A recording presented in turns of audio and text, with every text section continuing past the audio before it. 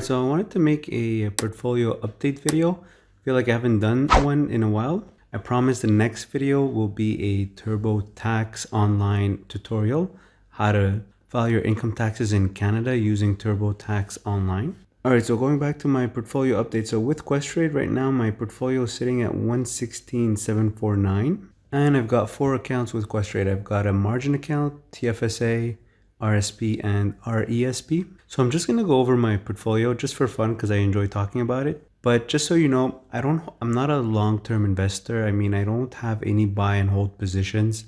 I don't have any dividend stocks either. I just sold them recently. So if you're looking for trade ideas or purchases, you're probably not going to get them in this video because I'm more of an option seller.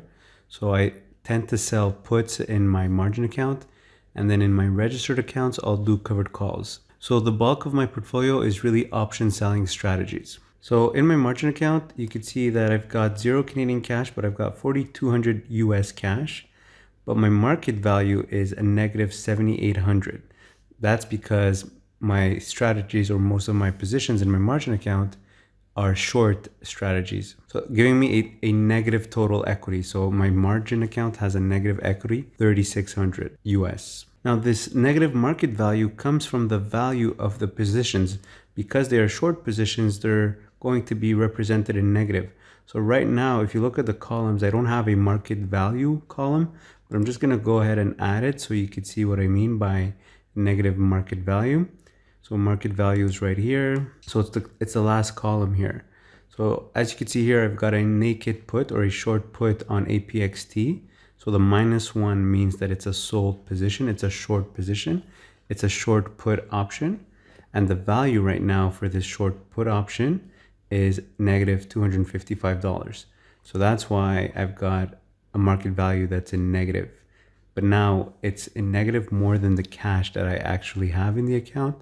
So that's why my total equity is negative. So it means that if I were to close all my positions in my margin account right now, I would end up with negative 3,600 equity. And of course, negative 3,600 cash. So I'm just gonna remove market value column here because I don't like it. All right, so if I go through my positions, I've got in my margin account, I've got put credit spreads and short puts. So the first trade here that I've got is a put spread on AI here, expiring April 16. It's a 75-70 put credit spread. So what that means is I just need AI to stay above 75 come April 16, and I win on this trade. My max profit on this trade is $1. I did 1 contract, so that's times 100. So that's $100. So if you can see that AI is trading at 86.69. So right now this is safe, but it has to stay safe until April 16. Next trade, I've got a short put on APXT at a 15 strike. And if we look at what the stock is trading at right now, it's trading at 13.4. So same concept. I need the stock to trade above 15 by April 16 for me to win on this trade. Right now it's trading below 15, so that's not good, but I still have time. I've got a short put on Curiosity Stream at 17.5 strike. What is it trading at right now? It's trading at 17.3, so it's pretty close. Not that dangerous. I've got GoodRx here, March 19 expiry, so expiring this week at a 40 strike. So I needed to trade above 40 come March 19. Let's see what it's trading at. It's trading at 38.8. Now, if this stock closes at exactly 38.8, let's say on Friday, it's going to cost me $1.20 to buy back this put option. But I sold it for $1.80. So I would still make a small profit if that happens. But ideally, I wanted to trade above 40 so I can keep the full profit or more than just 80 cents or 60 cents. Next, I've got HIMS here at a 17.5 put, 17.5 strike. It's trading at 16. So I'm $1.50 in the money. So that's not good. I've got a Lemonade put spread for April 16 expiring. My short strike, so the -1 here, is on the 90 strike. So I need Lemonade to trade above 90 come April 16 for me to win on this trade. Lemonade right now is trading at 110. So that's good. Is the trade closable? Well, I collected $1 to open the trade, and right now it's trading for about the same thing. So I can't close it for a profit yet, but I could probably close it for break even if I want to get out of the trade. Now these two are my worst positions here. Peloton, I've got a 120 put for April 16. So I need Peloton to trade above 120. And if we look where Peloton is trading at, it's at 111, but it keeps moving around. At some point, it was trading at 95 during the market sell-off. So I've got Peloton here at a 120 strike, and I've got another Peloton, also same expiry, at a 105 strike.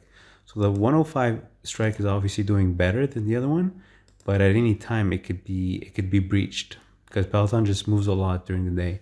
I think today it moved between 107 to 112. Then I've got RMO here. I've got a strike at 15 and the stock's trading at 14. So it was actually at some point it was below 10. Right now it's at 14. So it came back up pretty good. So that's encouraging. And then I've got Root here, 17.5. I need the stock to trade above 17.5.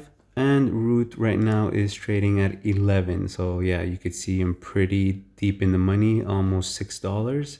So that's not looking too good. Expiry is April 16 though, so I still have time. I've got a Snow put spread, April 16 expiry. My short strike is 240. So I need Snowflake to trade above 240 by April 16. Right now it's trading at 238. So very close. Hopefully it can come back up. So as you can see, most of them are reached and some of them are very close. I've got SNPR, July 16 expiry, 15 put. So for me to win on this trade, it needs to trade above 15 by July 16. It's trading at 11.6, so that's terrible. This one's another terrible one here, Sumo Logic, 30 put by May 21st expiry. What is it trading at? It's trading at 22, so I'm $8 in the money on this one. So that doesn't help. I've got a Unity put spread here that expires this week, March 19, 105 strike. My short strike is 105, so I need Unity to trade above 105 for me to win on this trade. And you can see it's trading at 109, so it's pretty close, but it could easily drop below 105. I mean, last week was trading below 100. So hopefully there's no market sell-off this week and this trade can be closed for a profit. And then finally, in my margin account, I've got a Wish put at a 20 strike. And right now Wish is trading at 19.2, but at some point it was much lower, I think below 15. But right now it came back up to 19, so it's not doing so bad. It's only 80 cents in the money. And I've got until April 16. So yeah, can't complain. A trade that I wanted to do today, but I missed out on, my order didn't get filled. I was trying to time the best entry. I wanted to sell a naked put on FUTU at a 120 strike and collect $1.20. It didn't get filled. It has earnings tomorrow, so we'll see how it reacts after earnings. Maybe it's a good thing I didn't get the trade, or maybe I'll miss out on $100 profit. We'll see. So in my TFSA, I sold all my dividend stocks. I'm left with a bit of gold, 12 shares of gold. And I've got a HIMS covered call at a 15 strike expiring April 16. So I got in this trade. So if we go to orders executed, HIMS, or let's look for 1 month. So HIMS, as you can see here, I got in at $12.95. So I paid $12.95 to get in to this covered call trade.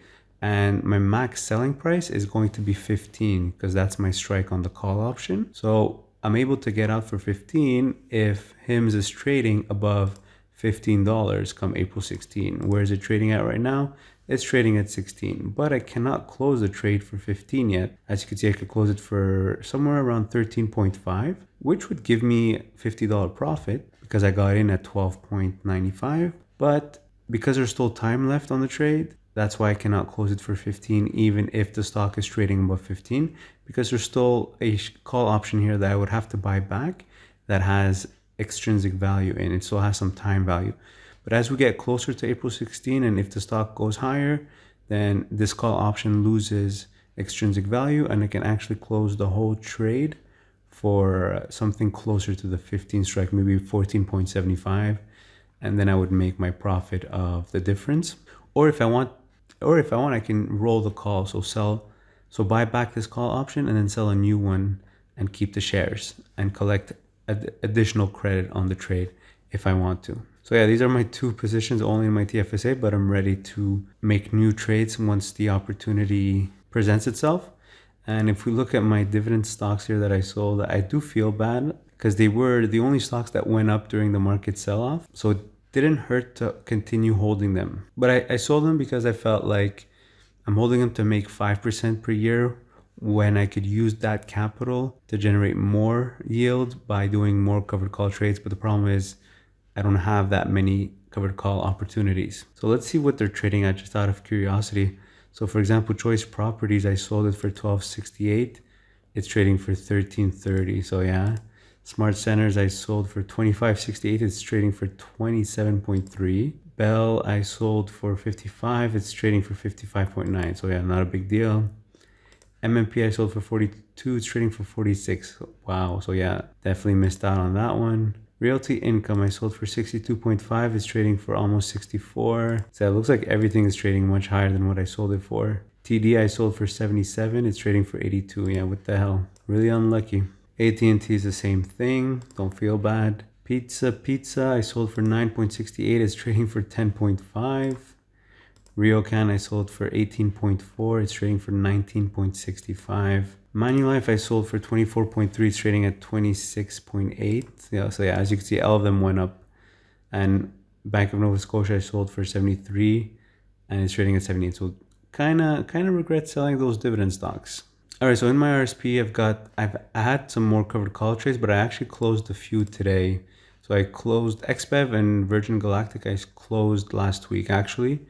It's actually in my RESP that I closed some covered call trades, but the remaining trades in my RSP, I've got this covered call here that expires March 19 at a 10 strike. So it expires this week, and the stock is trading above 10. So this means this stock, I can get out of this trade for somewhere close to 10 pretty soon. You can see right now I can get out of it for about 9.5, but I got in for 8.75. So I'm gonna hold on to it and try to get out of it by Friday, or even I could roll the call. So I could remove the shares, I could buy back the call, and then sell a new call for April 16 at the same strike, and I could collect $1. So that's an extra $100 for an extra month, an extra 30 days to hold the position, collect an extra $1, $1 on the $10 strike. That's 10% in 1 month. So that's what I mean by I feel like I could generate more yield by doing covered calls.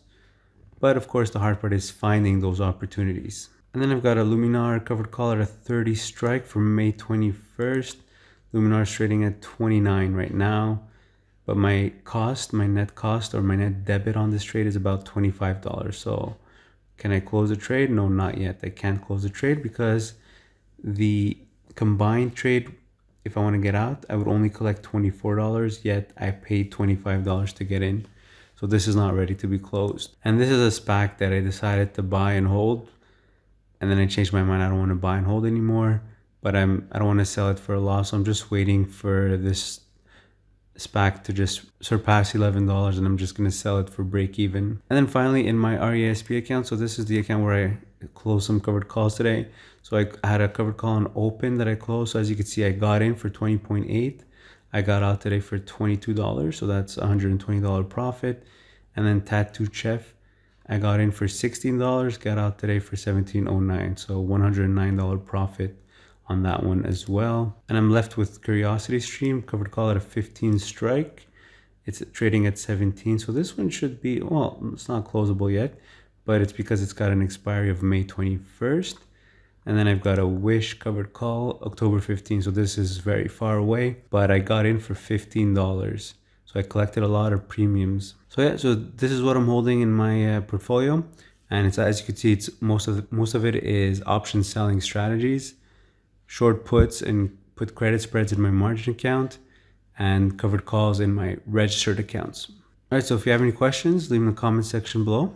If you want to join the trade alerts group on WhatsApp, where I send my trades as soon as I place them or even before I place them, check out the link in the description below the video. As always, if you're going to open an account with Questrade to trade on the stock market, use my referral link below to get $50 in free trades. If you enjoyed this video, click the like button, share with a friend, and subscribe to the channel. Thanks for watching.